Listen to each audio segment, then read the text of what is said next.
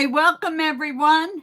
Thank you for coming to the International African American Genealogy weekly webinar, but we're with the International African American Museum. We have a guest host today as Dr. Jenny Williams from the University of Virginia. So welcome, Jenny. And we're going to ask a few questions and things, and then you're going to take us to your live site called Kinfolkology. Okay. And also we will have a Q&A in a few moments after she's done presenting, and we'll be able to go from there. So the first question for you, Jenny, is really about the inception of this database. Can you share with us what inspired you to create Kinfolkology, or even the Oceans of Kinfolk? And what gap in research did you see that you felt the need to have this database? Sure. Well, first, thank you, Dr. Murphy, for having me. It's great to be here. I guess I'll start with Oceans of Kinfolk because Oceans of Kinfolk really predates Kinfolkology. Okay. So when I got to Baltimore in 2015, I was about to begin my studies for a PhD in history. And I knew I wanted to study the history of slavery, and I knew I wanted to do work that was of use to people, not just in academia. And growing up, and perhaps in my undergraduate education, I had often heard that when it came to records of individual enslaved people, that there were few and far between that named people, as individuals. And so when I encountered ship manifests of domestic ships that listed thousands of people by name, enslaved people by name, I was pretty blown away with the genealogical potential, and also, the opportunity to study the history of the domestic slave trade in a way that actually named individuals. So that was the inspiration for building Oceans of Kinfolk, which, for those who may not have heard of it, Oceans of Kinfolk is a database of what we call the coastwise traffic of enslaved people. The coastwise traffic is, of course, just the trafficking of enslaved people along the eastern seaboard.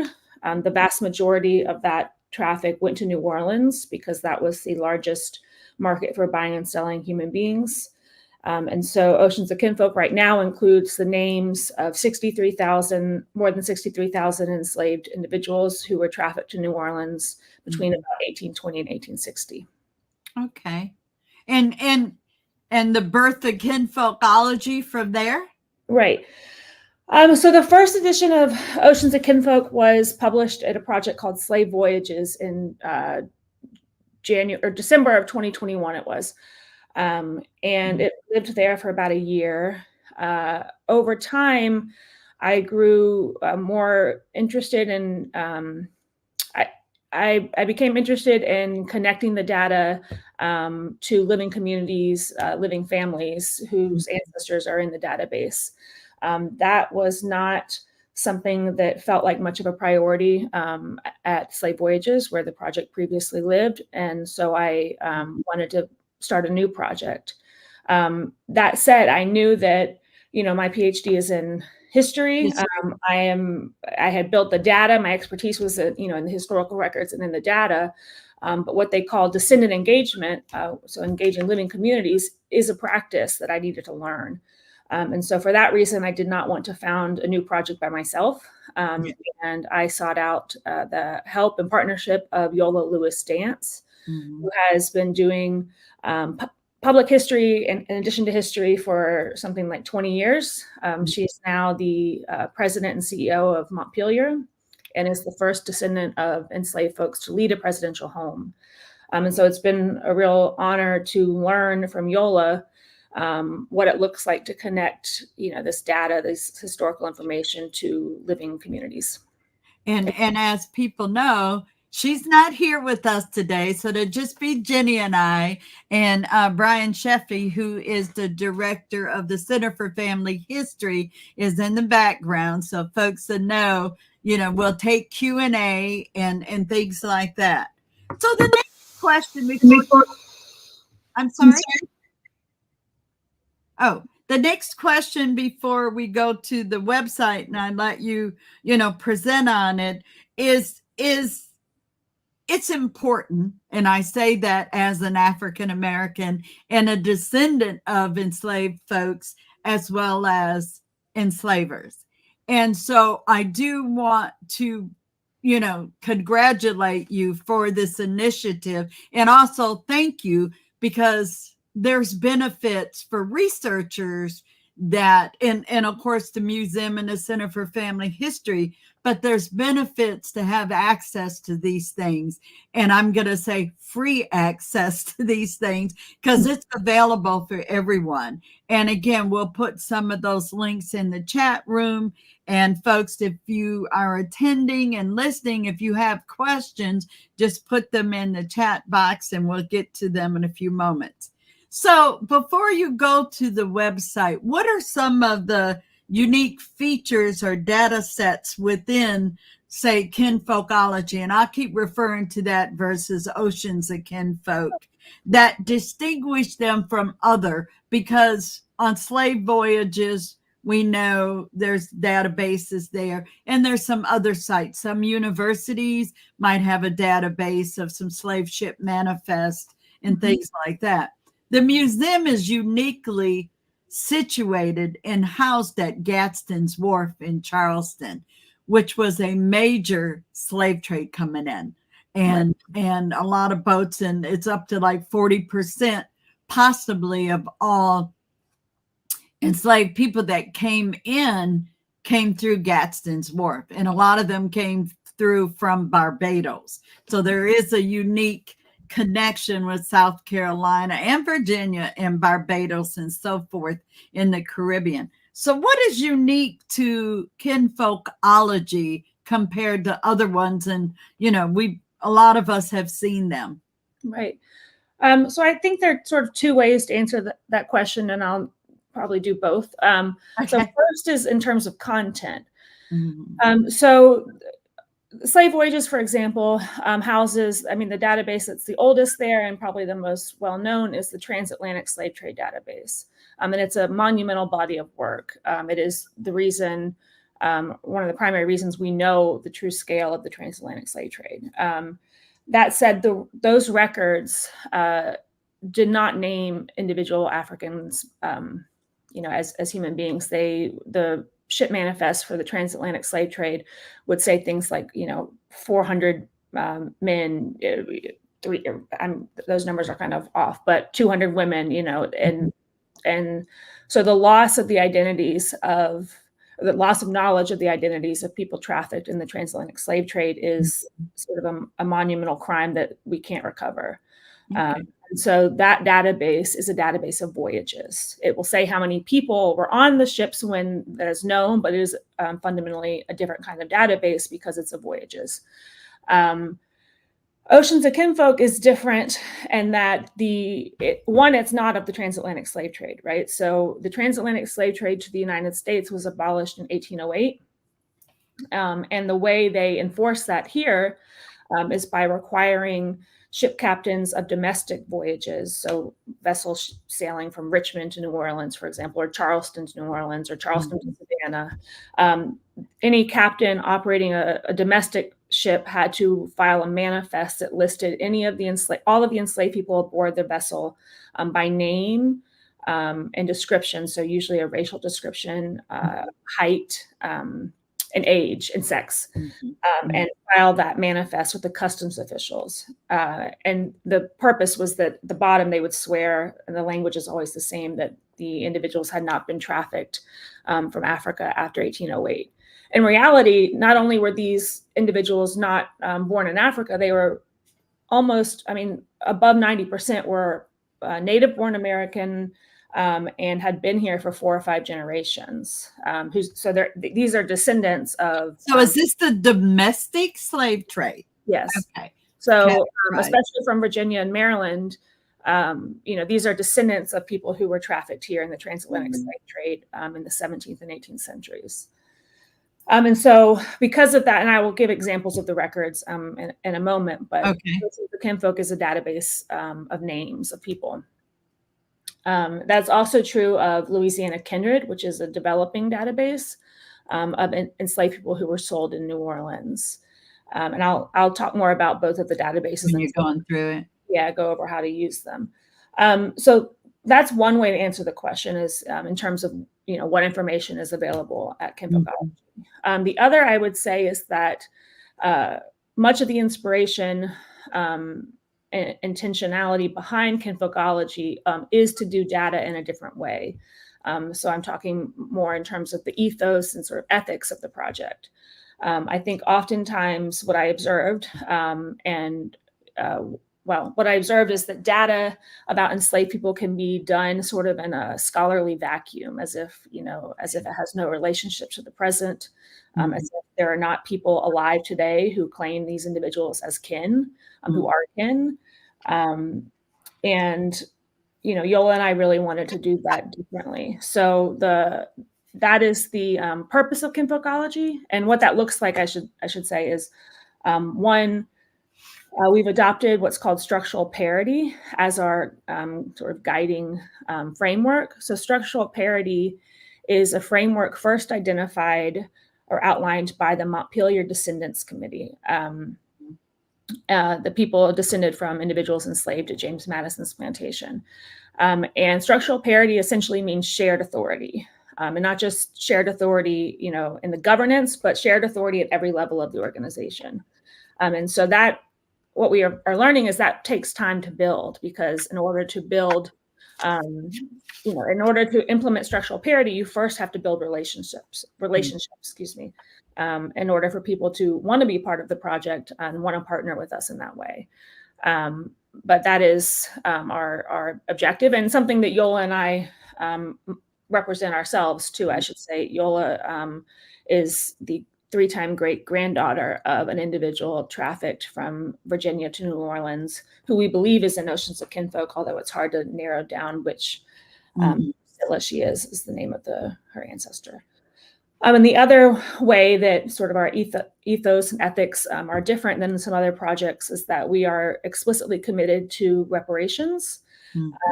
And I personally have been arguing that this is particularly important in light of the Supreme Court's recent decision, which struck down diversity as a compelling interest for remedial programs. And so now reparations are the only legally feasible reparations are those which will be narrowly tailored to specific historical injustices for which we have evidence.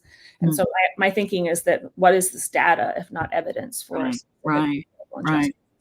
It's definitely data, and focusing on African American genealogy, and I research and definitely dive into slave ship manifests and things. Specifically, you know the challenges we already have. Name spellings, access to records. Maybe the slaveholding family not sharing information, or just wanting to help or assist in the research and things like that. How do you feel the database will, with knowing the challenges, but you also know what's in that database, how do you think that data is going to help us? And I'm saying us because I research African American genealogy, to overcome some of those challenges, because we're also talking about a different time era per se. And I don't know if you cited when your database Kinfolkology begins as far as tracking, and when per se it might end, because I don't want to say 1865 and we know the transatlantic was the 1808. So where does that help? Or how do you see it helping us? Yes, we see names, we see locations and things like that. And I know when you show it, there's even more to share. But could you give us an example where you might see that it could combat a challenge that we're faced in researching someone that was enslaved and might have had the movement on the ship? Right. So there are a few ways. One is that, as you mentioned, Kinfolkology is and will always remain free. to access. So Oceans of Kinfolk, the manifest, actually, they were not part of Ancestry when I first built Oceans of Kinfolk. They are now. And I encourage people to reference both sources, Ancestry and Oceans of Kinfolk. I mean, because sometimes, I'll make an error in the transcription, or they will, one or the other. The reason I still think that it's an important resource is because Ancestry, is a for-profit company. And so one, it's behind a paywall. And that I don't think is going to change. Two is that even if you do the searching perfectly, like if you enter the exact terms to look for the information you want, it will not give you all of the data. So for example, if you want to look, if your family came from the Norfolk area, and so you want to look at all of the manifests that departed from Norfolk, you can enter in Norfolk as the port of departure. They will not give you all the manifests because they don't want they don't want you to not need them anymore. Right. So and another example of that is that Oceans of Kinfolk, you can download the whole database and have it yourself. That was important to me because I want people to be able to own the data themselves and also access it all at once, right? So if your last name is something like Payne, right, which could be spelled Paine or with a Y or who knows, right? It's very hard using Ancestry to just download all the names all the times that name appears. Whereas in Oceans of Kinfolk, you can just filter the data yourself and access it all at once. Now, Louisiana Kindred is a different story because those records are actually not publicly available. They are only recently digitized at all. They were not digitized at all when I started working with those records, but they were digitized by Family Search. Family Search, is a Mormon operation, and I suppose instead of being financially driven, their interest appears to be that they would like you to come to their church. I say that because the records that are in Louisiana Kindred, I have only been able to access them by driving to the Mormon church up on 29 here in Charlottesville and going into their family history center and essentially violating their download protocols by downloading massive amounts of records. So yeah, caught me. Yes. And I do that because I think there's something fundamentally reprehensible about putting records about people's families inside a church where you have to go in. I just think I think that's wrong. And that's a preference that some have, and you're not alone in some of that thought process. So are you looking for collaborators? Always. I think with Louisiana Kindred, this is not a sustainable model. I'm going to be honest. I can't drive there and download. I mean, it's thousands and thousands of pages. I think eventually we are going to have to redigitize those records ourselves. Go to New Orleans Parish. That's further down the road. So partnership opportunities are open, and at whatever level your guys are open for that conversation. Right. Okay, great. I want people to know that because the more information is out there, the more we have opportunities to make those connections and reclaim or reconnect and things like that. So the last couple questions I'll wait and go on while you're going through or after you're done. So if you'd like to go ahead and go to the site, and let's make sure we can make that connection.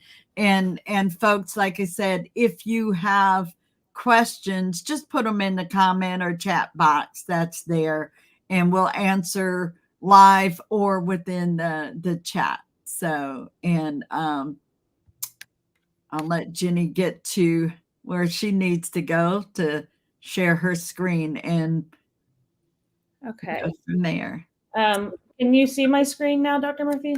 Not yet. Yeah, something. There we go. Okay. There it is. Kinfolkology. Great. I love the name, by the way. Thank you.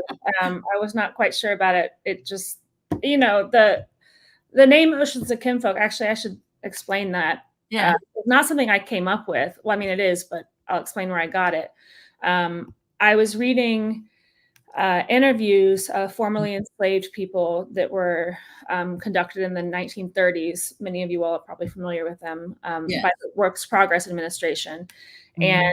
And I found this quote in an interview of a woman named Anna King, who the interviewer asked why she lived in Arkansas, how she ended up there. And she explains that she was trafficked there by traders. And she says, "I wish I could get back to where I'm from. I have oceans of kinfolk." Ah, beautiful.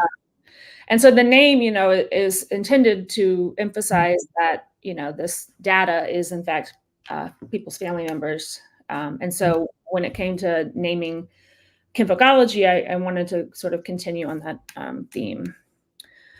Okay, so I'll explain, I guess, how to use this website. At the same time, I was sort of explaining what Kinfolkology is and what we do. So as I explained before, we are essentially trying to integrate digital studies and data related to enslaved people and slavery with living communities, which as a practice now people often refer to as descendant engagement. Now, when Kinfolkology talks about descendant engagement, the obvious question is, what's a descendant? Who's a descendant?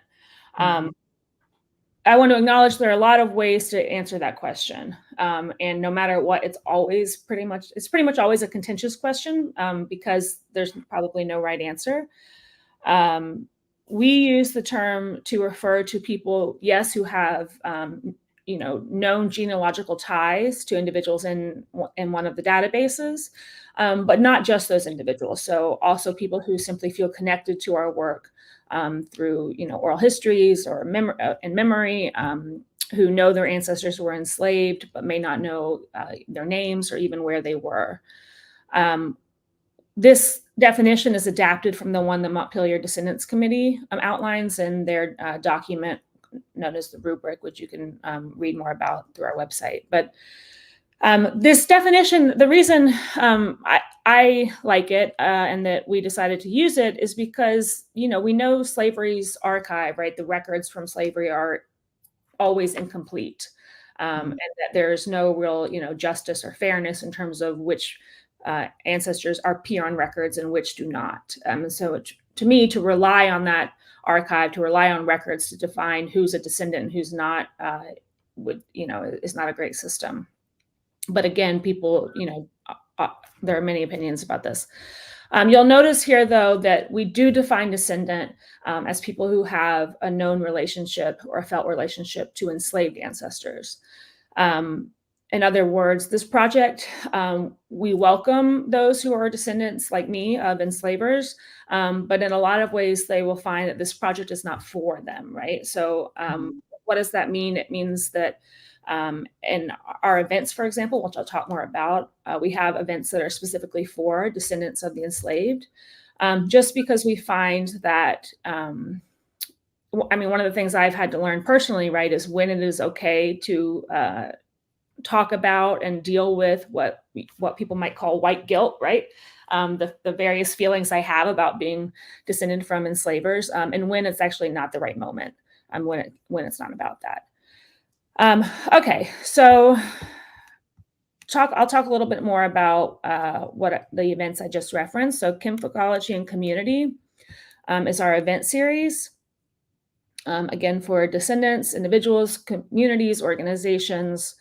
And these are essentially workshops that our primary focus is to get to know organizations and people that are already doing this work and have been doing this work long before Kinfolkology came around. We also will introduce ourselves, our team and what we do. And then mostly we want to have conversations about, what it means to own data, who should own this data, if anyone, how we can make the databases more useful to people doing genealogical research, what reparations mean to folks, things like that.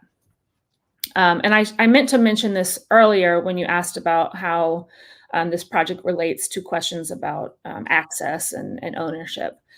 And so our ultimate vision which we are figuring out how to, what it looks like, but is to shift stewardship, or rather I should say shift away from ownership of the data towards a stewardship model in which stewardship is shared between folks like me who produce the data and with descendant communities and families who ultimately have family members and loved ones in the data.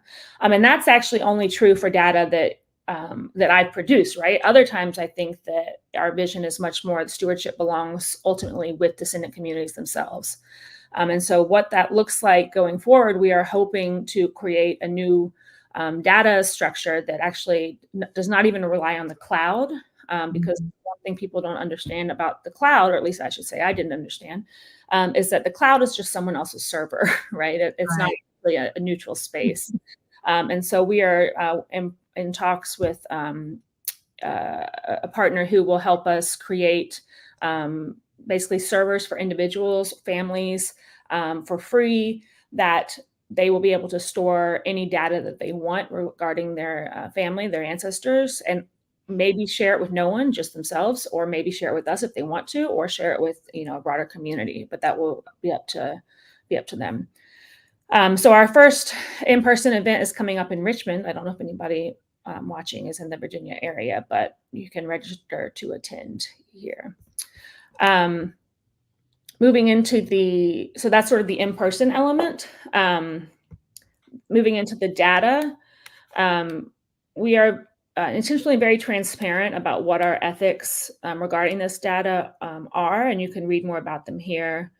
I think I've already gone over much of this, but and then the actual databases. So there are two right now. Again, Oceans of Kinfolk and Louisiana Kindred. The thing about both of these databases that I think is useful is that yes, you can just go right to the data, and I'll come back to that in a minute. But also there are 2 pages that really sort of give you all the information you need to know. The first is about, both of them have an about page. And the about pages are about like the databases, not so much about the history the data represents, but about how to use the database, and the history of the databases themselves. So you can read about, this essay is about why I decided to move Oceans of Kinfolk to Kinfolkology from slave voyages. And then this will go through the documents that I use to build Oceans of Kinfolk and explain what each of these variables represent and where they come from on the record. So I won't go over, actually I will go over them, but I'll do that looking at the actual database, I think. And then the other page that is helpful is the historical perspective or context. So this will tell you, what history do these records even represent? And there are links to other articles as well.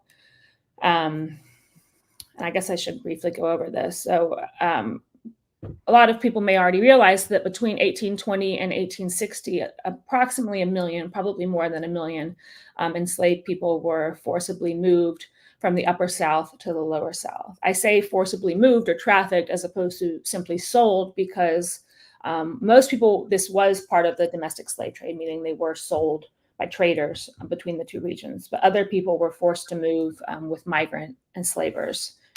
So an enslaver decided to pick up and move from Maryland to Mississippi and made the people he enslaved come with him. That said, most of that traffic, the 1 million plus people, took place over land, and the government did not require any records of that. And so we will never know, at least not in a comprehensive way, the names of the people who were trafficked over land in that way. For the reasons I mentioned, the coastwise traffic is different. There are records, which are what I use to build Oceans of Kinfolk.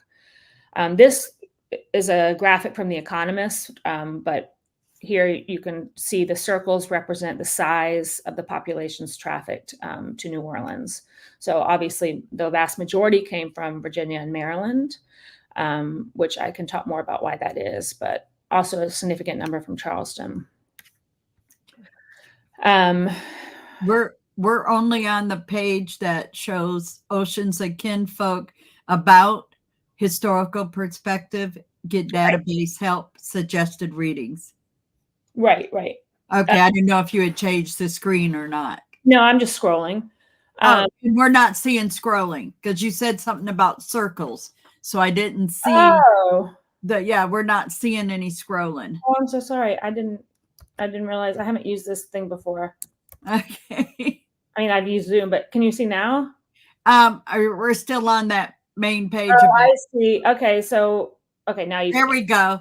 Now it's historical context. It opened in new pages and I didn't realize it. Okay, so you can see these are the circles I was talking about. Okay, great. All right, I'll go back to the actual database. And then the about page, is right there. Okay, the actual database. So the first thing to know about how to use it is that there are two versions. As I mentioned, the first version was published at Slave Voyages, and you can still access that version. I am in the process of revising it. The total number is over 63,000 number of people. I'm manually reviewing each transcription. And I'll be honest, the reason for that is because when I started building Oceans of Kinfolk when I was 25, I was not as good at reading the records, right? Yeah. And these are what the records look like. And they're actually right there on the site. So that's another reason why I'm revising. That is only true for this edition, this Kinfolkology edition of Oceans of Kinfolk. The original Oceans of Kinfolk does not have the sources available like that. But so that's why when you go to this site, it's only 20,000. That's because I've only been able to review about a third, a little less than a third of the database so far. But again, you can access the full 63,000 people database at this link. So I guess, Dr. Murphy, would it be helpful if I went over the records, or what would be helpful? Well, I would, glance over so we have an idea what you're, and I know that's a manifest right there part. And so if you want to, give us a highlight of that, and, of course, folks listening would be looking for someone, possibly, or you're saying to New Orleans. And I know there's people that have South Carolina, New Orleans, Virginia, New Orleans, and so forth. So I think it's all related. But if you would just give a short overview of like the documents that we're seeing. And that's one of the things I think that makes Kinfolkology a little more different than the others, is because now we can look at what you've got in the spreadsheet. You're seeing the document. So I think that will answer Regina's question from California. That makes it a little more distinctive because you're seeing that you got access to the document besides it's in a spreadsheet. Oh, I'm just now seeing the chats. Thank you for keeping an eye. Well, I'm watching. Okay, I'm sorry. I didn't. Oops. Okay. Well, no, you're good. You're good. Okay. So I appreciate you saying that, because I'll be honest, the manually adding every record is taking. We appreciate it. Trust me. Right? We appreciate it. It's tedious, but I think it's important because, one, people, what I've learned is people want to see the record, especially descendants, right? You want to see the record that has your ancestor's name on it. And I can understand that. It's different than looking at the data, right? The other reason I decided that it needed to be included is that, this is very problematic information, right? The data that I have produced here is not like clean, ethical, objective information about individuals. I mean, this person is described as yellowish, right? And I think it's important for folks to see where this information is coming from, because it's coming from a very problematic historical source, right? These are records written for the purposes of surveillance, control, commodification. And so it's a good reminder in that sense that, like, yes, this is data, but it is highly problematic and biased and harmful data in some ways. I'll go over this and then sort of show how the information shows up in the database. So the manifest especially by the end of the 1820s, are mostly, and even this one's 1818, so relatively early in Baltimore, but mostly uniform, meaning pre-printed. So this is the name of this ship, and well, the type of vessels was a brig, and then Temperance of Baltimore. James Beard is the master. Now, master here does not mean enslaver; it means ship captain. And one way that this is different than the transatlantic slave trade is that in the transatlantic slave trade, the ship captains were the enslavers. Like they often, or most cases anyway, they owned the ships. They were the people enslaving folks and selling them. Here, I call these domestic slave ships because I want to emphasize, what they did. But these are actually, with one exception of the ships from a firm in Alexandria, these are merchant vessels. And so that's also important to know because this says 5 people, but the ship was probably crowded anyway because it had a bunch of stuff on it. And other cargo. Yeah, and likewise, James Beard. I mean, I don't mean this in sort of a way of exonerating him. That's not my point here. But my point is that that's not the name. If you want to track these individuals, don't look for James Beard in other records because the names you want to pay attention to are over here: David Anderson and in New Orleans, Hector McLean. Okay. So the reason that matters is David Anderson. It says of Kentucky owner and shipper. So that's the person who is literally paying the fee to have them sent, the people sent to New Orleans. The consigner means whoever received them in New Orleans. And that usually is the name to look for in other records. I will say I'm forgetting my own research here, but over 85% of the traffic, the coastwise traffic, is composed of people who were trafficked by traders. So what that means, of course, is that they were sold in New Orleans. And so, again, this name is the name you would look for in records of sale, Hector McLean, because he's the consigner.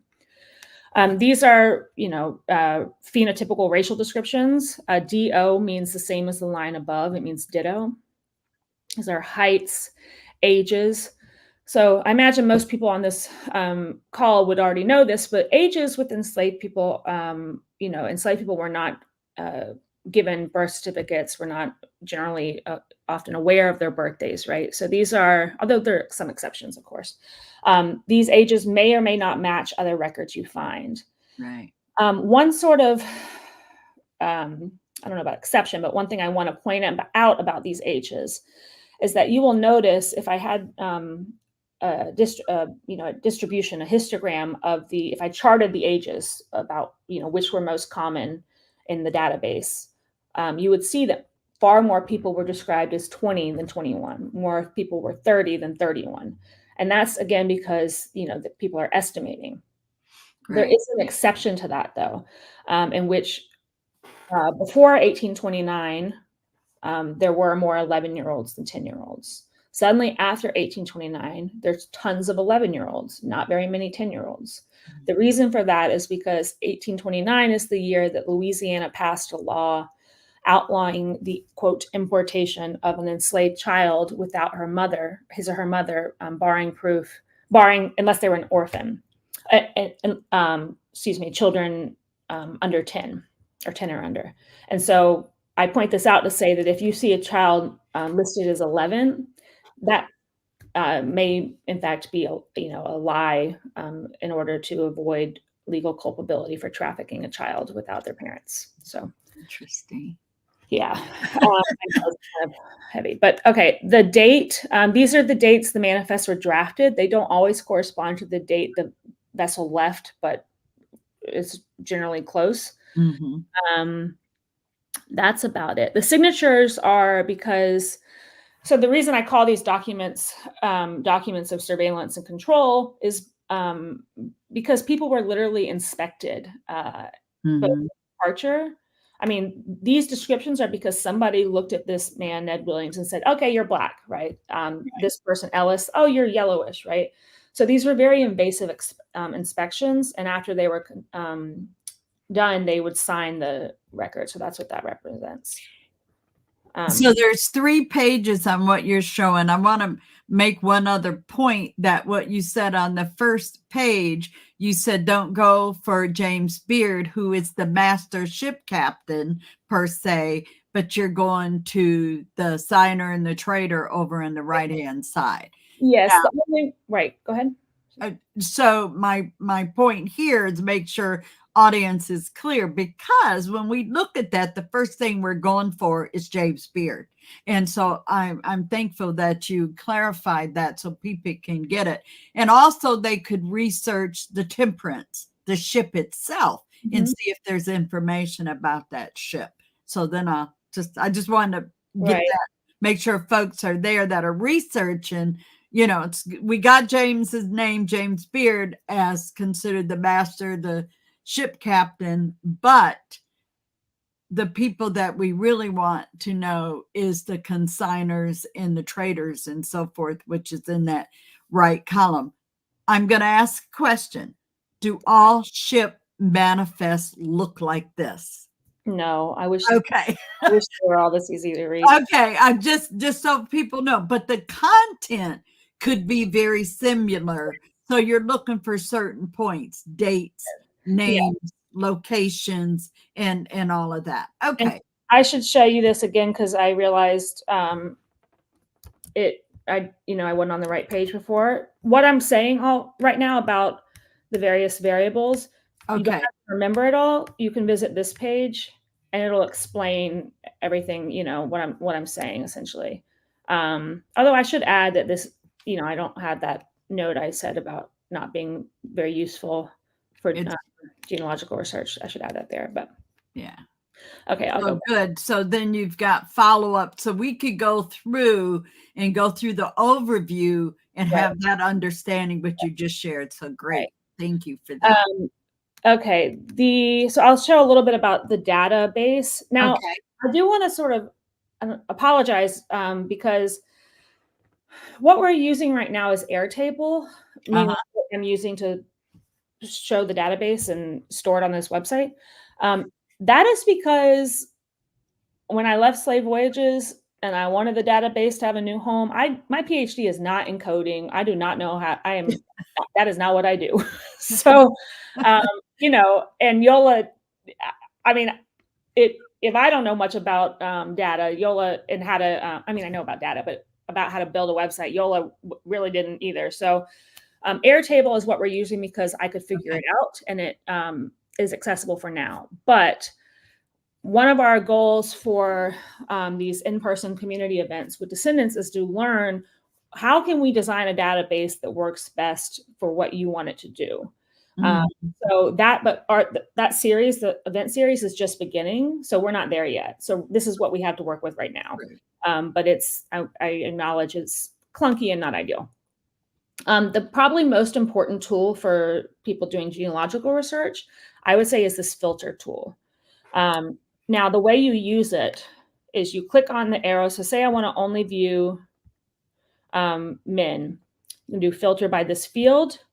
And then you can choose how you want to filter. I just want to do is, and then apparently I entered some lowercase.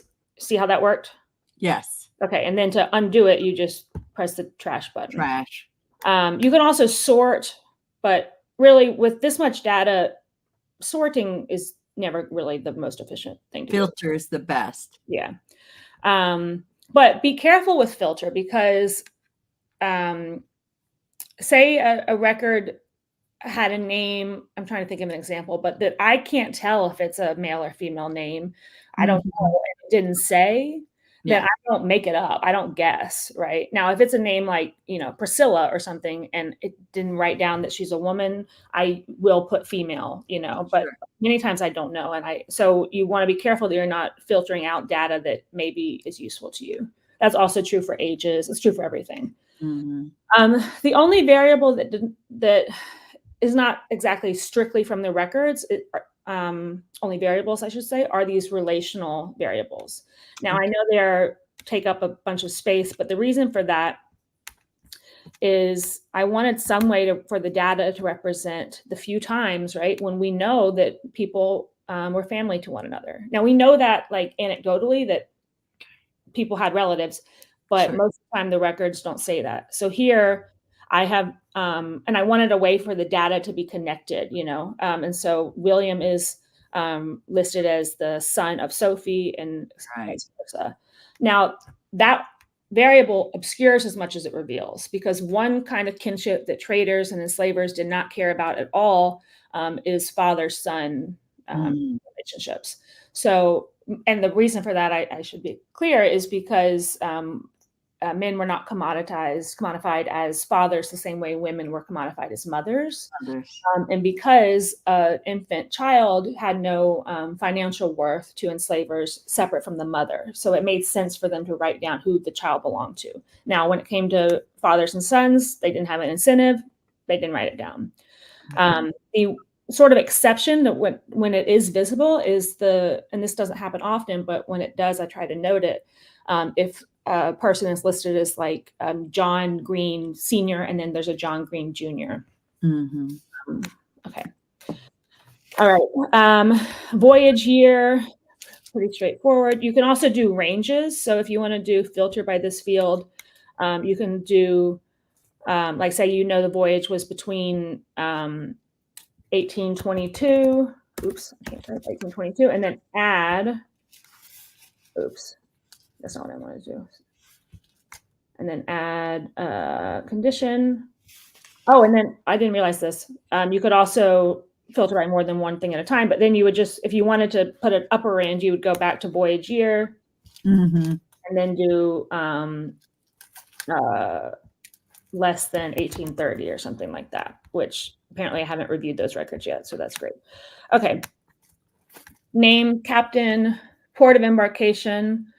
Somebody wanted me, Dr. Murphy, did somebody ask if I should explain why most of the records come from Virginia and Maryland? I can do that. I would like you to do that. Thank you. That reminded me of that. So you can filter here, by the way, is any of, say your ancestors from Virginia, then I would just select all the Virginia ones. Right? Oh.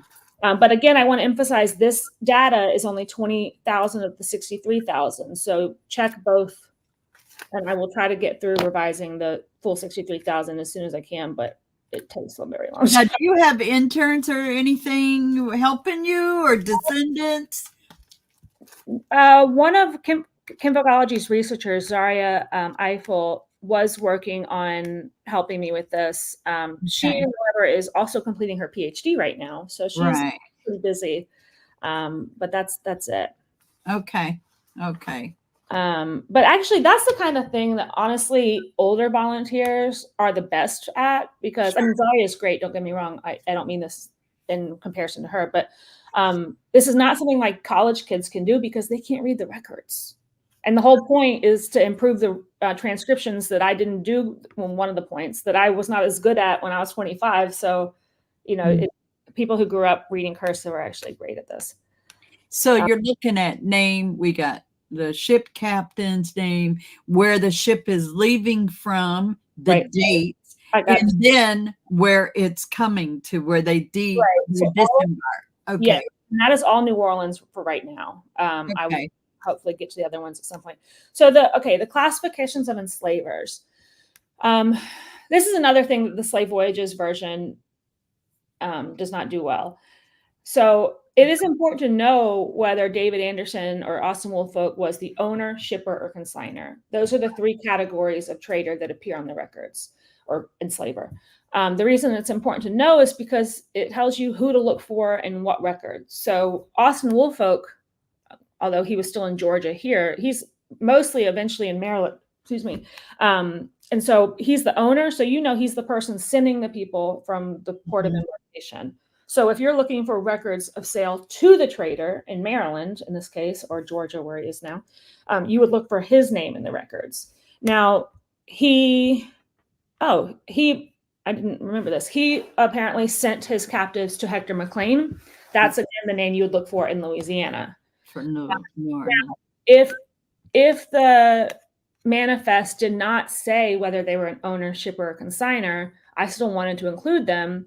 Sure. So they're listed as an unknown enslaver.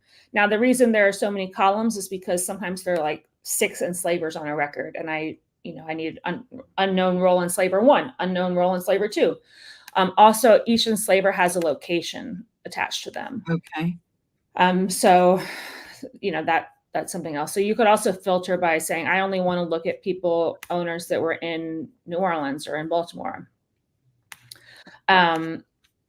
Okay, date manifest, we already talked about. The inspection is the date near often when the vessel arrived, because they're So are the slaves being inspected or the ship or both?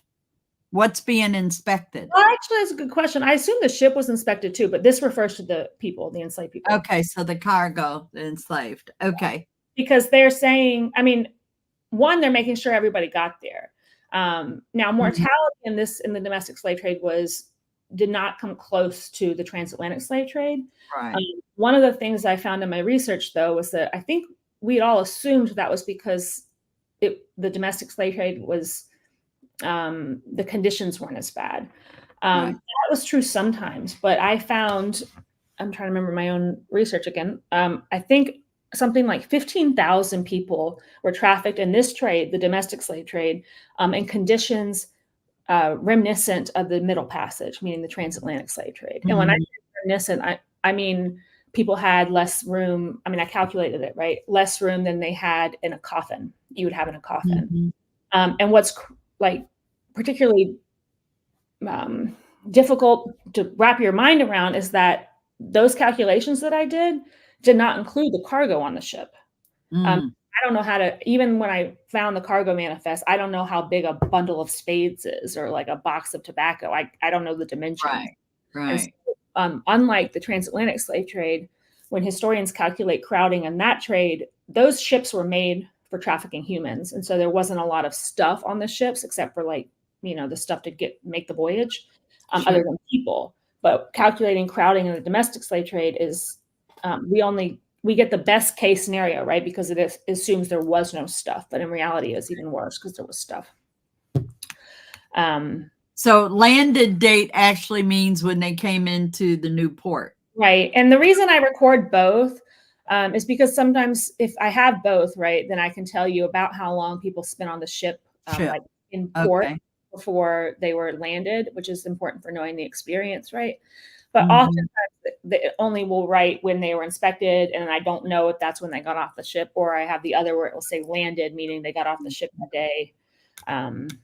Name in Louisiana Kindred is mostly a variable for future use, I'll be honest.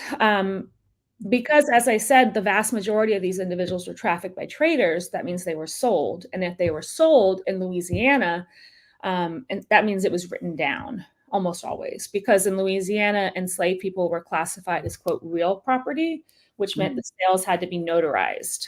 And that's why Louisiana Kindred is a database of notarial records. So when I have been able to match, names, then I record it here. The reason Oceans of Kinfolk is such a useful resource in comparison, or as a supplementary resource to Louisiana Kindred, is because one of the things I learned from these documents is that manifests are like much, much more likely to include, for Virginia and Maryland anyway, people from the Upper South, much more likely to include first and last names. I spent forever wondering why that is. And this is especially true, it increases over time. So by the 1840s, I think because these folks are born in United States of America. Not only are they born in the United States, they're like, their family had been here longer than my family. Generations. Okay. Now, that's hard to grasp. I don't know about other folks here, but because we tend to think people are coming right from Africa, but you got that within the lands here. And I was wondering also, is the shorter time of the voyage domestically also contributed versus coming transatlantic? Right. I didn't finish that thought. What I was going to say is, yes, the reason the mortality rate was not as high is not because conditions were always better. It's simply because the voyage was shorter. Got it. I do want to dwell on this name thing for a minute because, as you say, I think it's important to understand. It is an important fact to know about these individuals, right? So particularly from the Upper South, families had been there mostly since the 17th century. And that also explains, by the way, so one question I used to get asked a lot and I didn't have an answer for years is why is it over 90% of people from the upper South, meaning Virginia, Maryland, are identified by first and last name on these records, but like 2% from Charleston are identified by first and last name. Finally, I think I figured this out, which is that if you look at the data of the transatlantic slave trade, the transatlantic slave trade to the Chesapeake, to Virginia and Maryland, took place earlier, on the whole, than the transatlantic slave trade to the Low Country, like Charleston. In fact, over half, it might even be 75%. I'd have to read my own chapter that I'm working on, but over half of the traffic to the Low Country took place in the 19th century. And so by and large, the individuals trafficked in the domestic slave trade from the lower South, from Charleston to New Orleans, for example, their families had been there still, 1 or 2 generations, but not 4, 5, 6 generations. And so the naming acculturation was sort of at a different point. Whereas people from the upper South, their families had been here so long that not only had they started using last names, started using, anglicized names, but last names. And one thing, this is the last thing I'll say about names, I'll get back to the data, but one thing that really surprised me, and I think a lot of people misunderstand, is that there's a common conception that enslaved people took the names of their enslavers. Now that probably was true for the first generation who arrived. Like colonial times, it's more common. Yeah. But when people get sold, they don't take most of the time, they don't take the name of the new person, of the new enslaver. So these last names, I understand the feeling that, some people feel a certain way about these names because they believe they're, quote, slave names.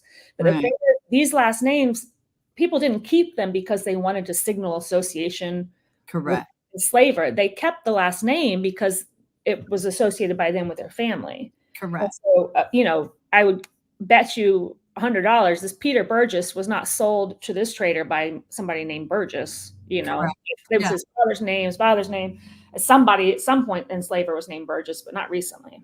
So anyway, to come back to why this is important for the data, it is only possible to even know what the people's last names were in New Orleans records if I'm able to match them with the manifest.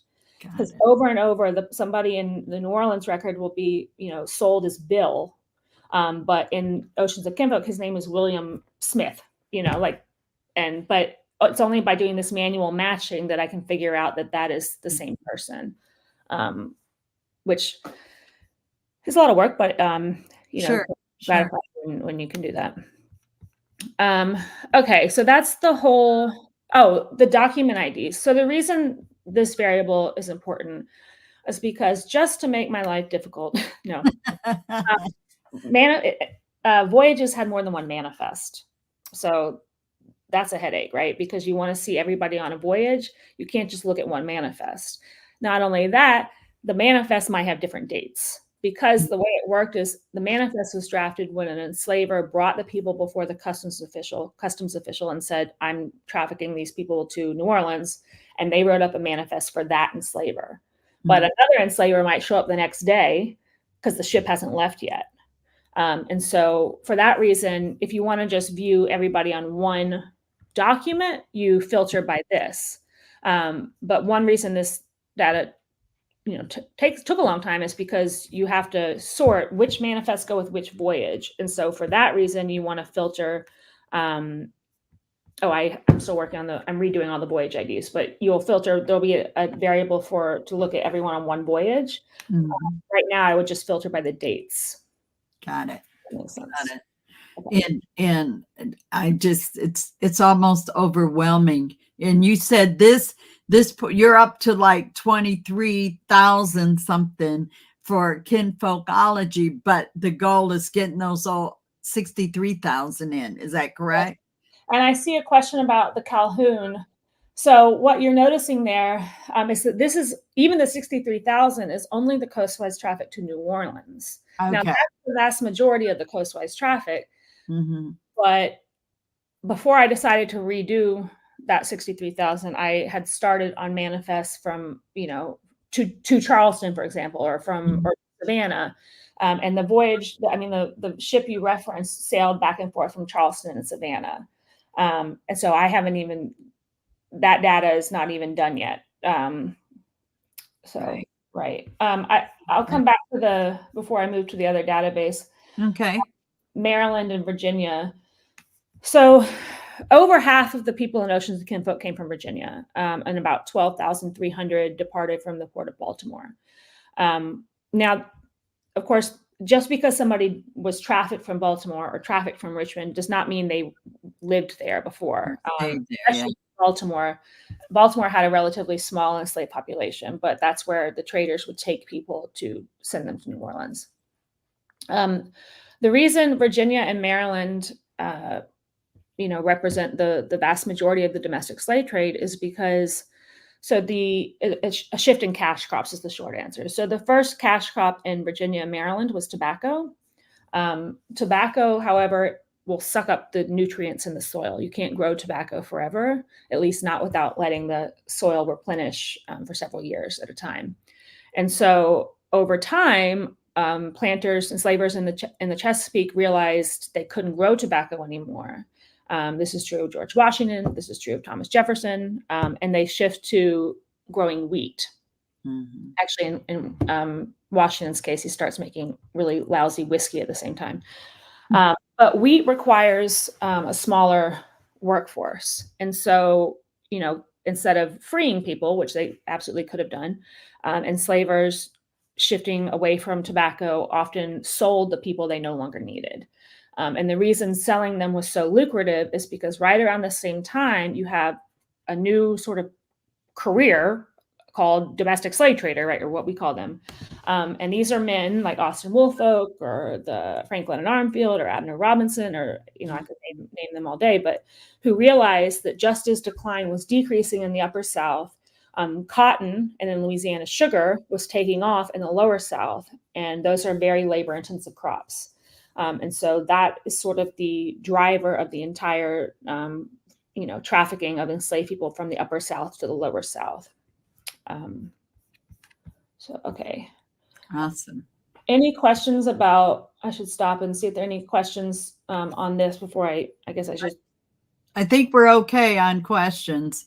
Okay. And stuff. You've got some, thank you for the excellent resource and so forth. Bernice Bennett commented, and you saw the Maryland question. I did. And the comment. So yeah, I would go to the next one.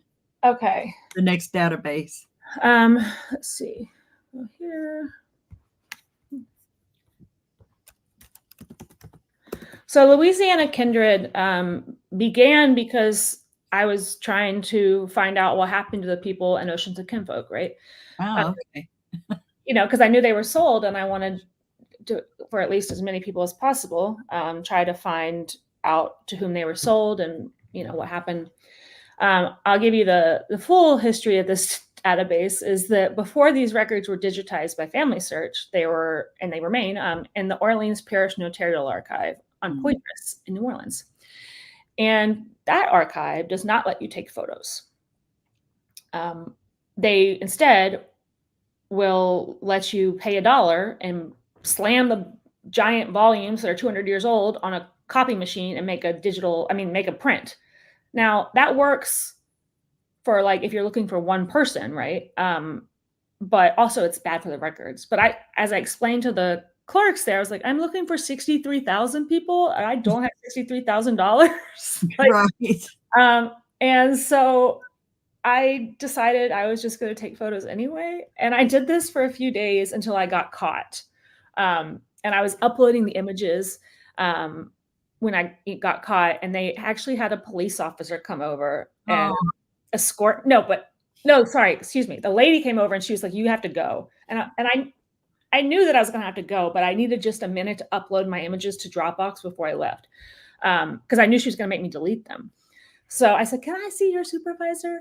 I know this is my real Karen moment. Delay, yes. She goes back over, but while she's gone, I uploaded all the images to my Dropbox so that when they made me delete the thing, it was fine. I already had them in the cloud.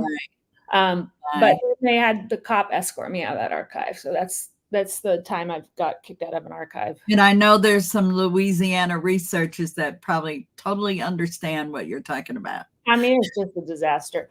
Okay. Anyway, now Family Search has digitized these records. Right. And so, oh, you can't see that. Let me go to. So we're seeing the sheet where it's got the name, the table here. Okay. So this is, by the way, what the books look like. And the thing about Louisiana Kindred and the records, so the thing about these records, I should say, which are notarized sales of enslaved people, is that even the archive doesn't know how many there are. Wow. Because this is such a nightmare. The way it worked is traders, enslavers might like this notary. They might like that notary. There's no way of knowing which notary they would go to. There were various notaries in operation at any given time. And maybe they like this guy because he speaks French or who knows what. So if you're looking for an individual, an enslaved individual, you have to guess which, and even if you know the trader who sold them, you have to guess which notary did they go to. Right. No way of knowing. And then for every notary, there's like an unknown number of volumes. So the reason I cannot even tell you when this database will be done is because nobody can tell me how many records there are.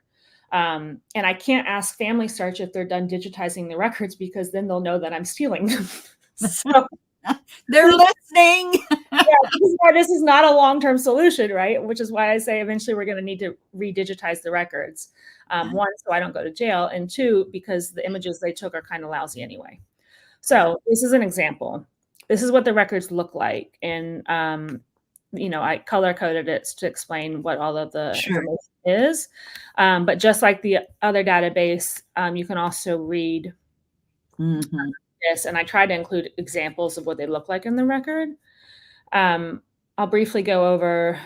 So the IDs, I understand and agree that it's not ideal to assign people a 6-digit ID if there's something vaguely reminiscent of the Holocaust about that. And there was no way around it because there are probably 60 Randalls in the database, and so I can't use the names as what's called the database primary keys. But just want to acknowledge that I know that's kind of difficult. The names will be the name that appears in this record, not Oceans of Kinfolk, right?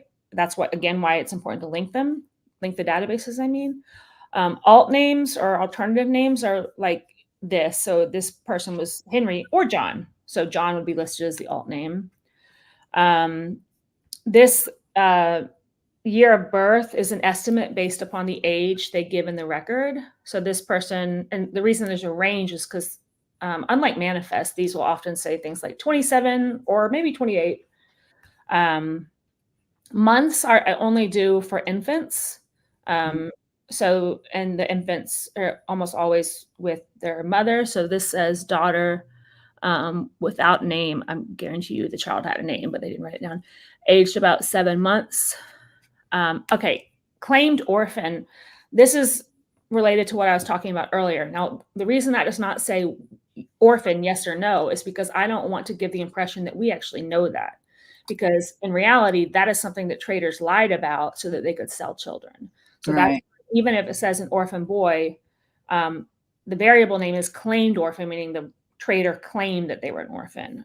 But don't assume that that person actually was an orphan because we will never really know. Racial descriptors are, I'm sure everyone's familiar with them, things like Black or Negro or mulatto. And while I recognize that those terms many find difficult, and they are difficult, the reason I decided to include them is because sometimes they help identify ancestors, right? If somebody is described as yellow on one record and mulatto on another, that might be the same person, right? But if you just don't include that information, it's hard to know. These records often or sometimes include health information. So this person is described as being now sick. Now, the reason that is included is not because necessarily they cared. It's because the buyer would insist upon that being in the record, or sorry, the seller probably would insist on that being in the record so that the buyer couldn't return the person or try to have the sale nullified because the person was sick afterwards. So it's like a legal fail-safe. Now, that also relates to this guarantee. So most notarized sales will have the same language that says fully guaranteed against the vices and maladies prescribed by law. That's the standard sort of language. That guarantee refers both to, and obviously this is from enslavers' perspective, both to the physical body and to vices of character. So the thing you will see most often is not guaranteed against the vice of running away, because the person would have, a history of fugitivity, and that meant that the purchaser could not then try to undo the sale because the person ran away. Now, obviously, this information, the health and the guarantee, it's clearly, very strategic information from the enslaver's perspective, but it also is helpful insight into enslaved people's resistance. So, of course, running away is an obvious example, but I've also seen records that say, the man has a bad left ankle. And the reason I think that could be resistance is because the only way that the enslavers would know that is if the man was like, hey, I got a bad ankle. And to me, that is, if he's saying that, it's evidence of him trying not to be sold to that person, right? Because enslaved people knew how to size up. Sure. And be like, that person looks awful. This person looks less awful. Commoditization, it means price. And again, they're the kin relations as with Oceans of Kinfolk. Often these records are useful in a way that Oceans of Kinfolk sometimes isn't, and that they will say where the seller got the person, which is useful for genealogical purposes, of course. The exception is traders, which of course a lot of the people were sold by traders, because like Mark Davis, for example, here it says, okay, being the same slave which the present seller required by purchase from Mark Davis. So to me, this is evidence that even though this sale is happening in New Orleans and the seller is probably a resident in Louisiana, this individual was originally from Virginia, because Mark Davis is a trader from Virginia. Right? And so seeing that, I would look for this person in Oceans of Kinfolk, Now that's the kind of thing that, like, I don't know how to, I just had the trader's name sort of memorized from working on this for 10 years. I guess I could make a list of known traders, but that's what I should do. That might be helpful, but yeah. So once people let's say Virginia, New Orleans, once they get to New Orleans and then they're disembarking or they're there. So who do they go to and then get sold? What happens once they come off the ship and then get sold, go to the auction block or whatever happens? And how are we seeing this somewhat? Because I think you have sellers and buyers, and I might be looking at, Kinfolkology or a little different, looking at the spreadsheet, if that makes sense. Right. So the thing about Louisiana Kindred is that it's a database of people sold in New Orleans. That includes people who were sold by local. Okay. And coming in on the ships. Okay. So that's, again, why it's really, important for us to eventually link these databases to know. But what I will do, and maybe if somebody could remind me that, but I'll try to remember to make a list of the known traders. Because the reason that matters is because if they're being sold by a trader, then they're from somewhere else, for one thing. Right, which would give a researcher both places. Yes. In terms of what happens when people got there, so in the Upper South and the Lower South, major traders had private jails. I mean, I think I have something about this on here somewhere, but and so people would be taken from the ship, maybe I don't, and lodged in the jail, and that's where they would be sold. So there's a misconception that most people were sold at auction. Yeah, no. Very, very rarely. Right. Louisiana Kindred, there's a variable for that, where they sold at auction or not, and you can see And the reason I feel pretty confident in knowing is because that's included in the notarial record. And if they were sold at auction, it's almost always the same place, which is the Hewlett's Exchange Coffee House. It has a bunch of names, but now it's the Omni Hotel. Yeah, I think that would be helpful, to get to know the traders, because then you're watching their movement as well. And like you said, like the Davis, he definitely was out of Virginia, and I'm probably sure he's connected to Hector Davis. He's not, actually, I don't know if he's connected to Hector, although really, he's connected to Benjamin Davis, and it's Mark and Benjamin Davis. Okay. But Hector Davis is an example of, one of the jails, and his account book from the jail survives. Yes. I started to transcribe it. It's like 400 pages. So somebody else can do that. Well, if you're going to reach out and look for some support here on transcribers and help on this is the place to do it, because you got an audience of researchers that this is definitely an interest. That would be great. I will say it does require a bit of training, not because people don't know how to, especially experienced transcribers. Yeah, I'm talking about experienced ones, because I can see some of in the audience. What requires the training is how to use the data interface. Correct. But that's doable. And I made like a 13-page training manual at some point. That's awesome. So everybody gets on notice now. If you got time and your experience, what a great contribution this is. Right. The only sort of caveat for Louisiana Kindred is that I don't want anybody getting sued on behalf of Right. So the records have to come, I need to be the person stealing the records. We'll keep you liable. Right. Yeah. I don't want anybody else to get in trouble for this. It's my decision. Okay. This is Louisiana Kindred. So the documents are there as well. Embedded. That's priceless, you guys. Wow. So you'll see, I guess I should go over these records. Sometimes you will see this, which is the mortgage. Most of the time, there's not a mortgage attached to the enslaved person, especially because if they're sold by a trader, there's not going to be a mortgage attached to them. And the thing about these records too, this is person's being sold by Paul Pascal. That's a Virginia trader. So I bet you this person's an Oceans of Kinfolk too. But you see, she's just described as Sarah here. So matching her up with the manifest, you have to look at it. I have a system for it, about whether or not I confirm that it's the same person, but it's, you have to look at the way she's described, the age, the date of the sale versus the voyage. It's not that straightforward. We've got about 15 more minutes. Okay. Let me just pause actually then and take any questions.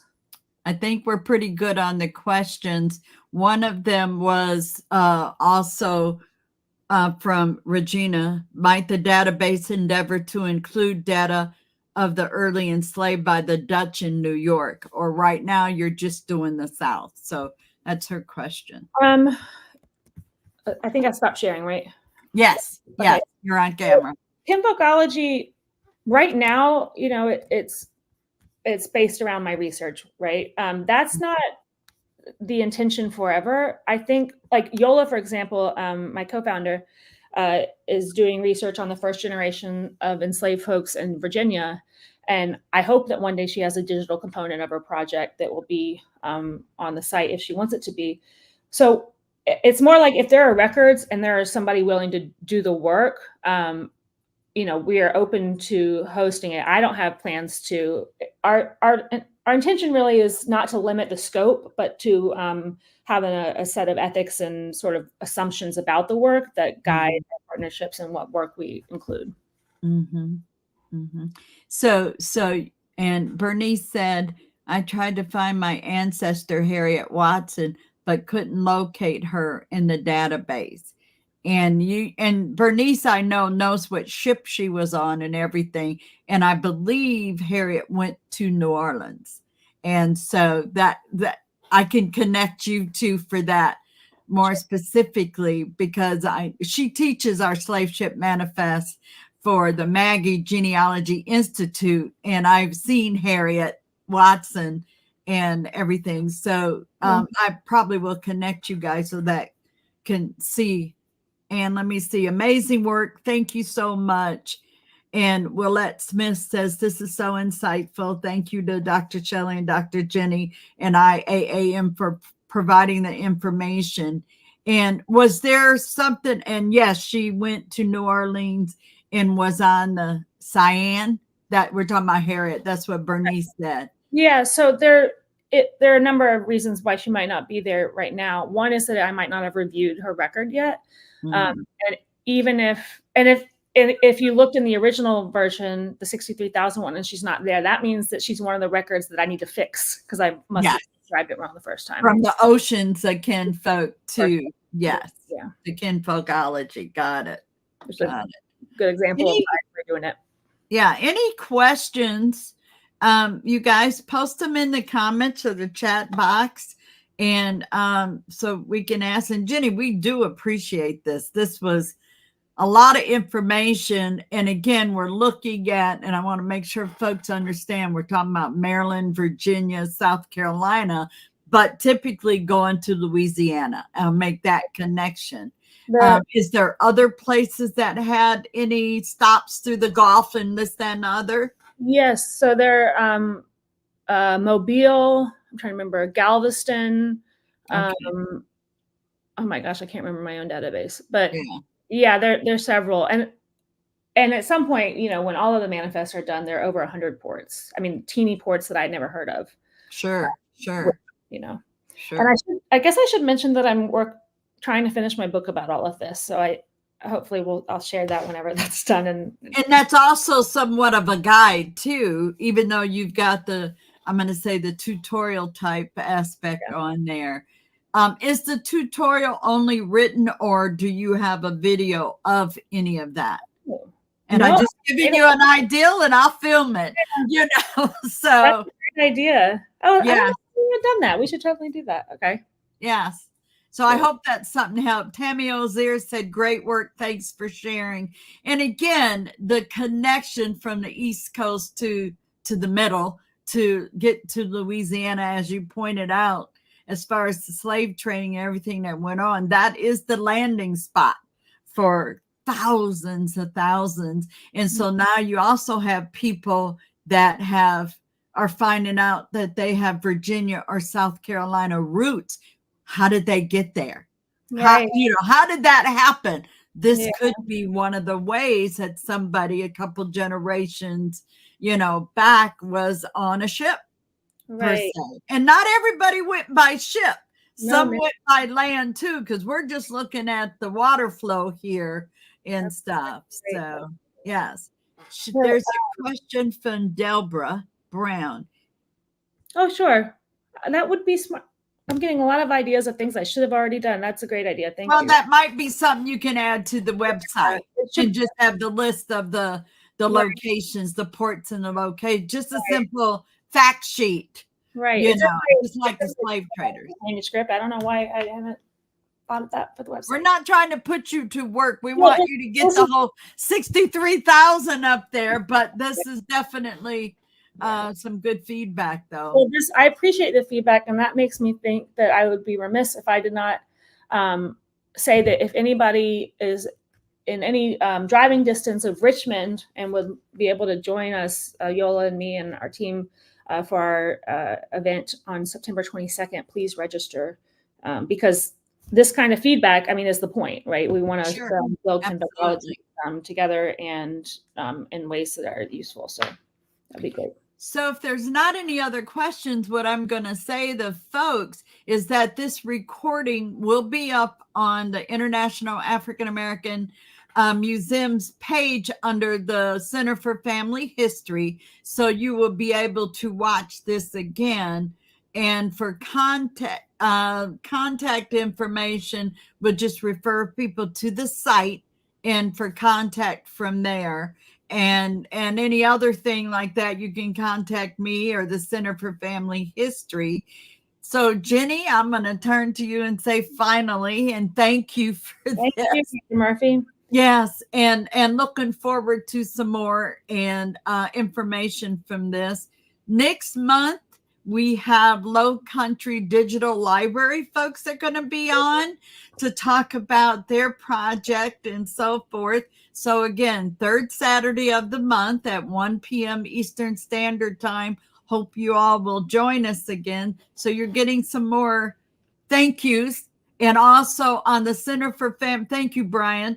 For the Center for Family History Facebook page, you will also see, along with Instagram and LinkedIn, notices about upcoming webinars and discussions or talks and things like that. So again, I'm going to give you back your afternoon by 2:30. That was my goal, and I'm right there at 2:27. Thank So you. appreciate it, Jenny, and have a great one. So just hold on one minute while Brian takes